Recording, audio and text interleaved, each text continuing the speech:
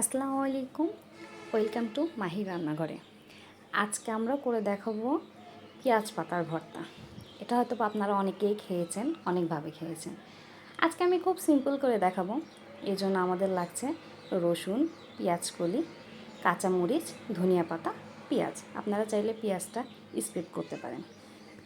এখন আমরা পেঁয়াজ, রসুন, পেঁয়াজের কলি আর কাঁচামরিচ হালকা তেলে লাল লাল করে ভেজে নেব। আর ধনিয়া পাতাটা চাইলে আপনারা সঙ্গেও দিতে পারেন বা শেষেও দিতে পারেন, কোনো সমস্যা নাই। আপনারা যদি চান এর সঙ্গে শুকনা মরিচ নেবেন তাও নিতে পারেন, যে যা যা ঝাল অনুযায়ী নেবেন। আমি এখানে লবণটা ইউজ করি নাই, কারণ আমি বাটার সময় লবণটা দিয়ে দিব। আর অনেকে আছে হলুদ দেয়, আমি হলুদটা দিচ্ছি না।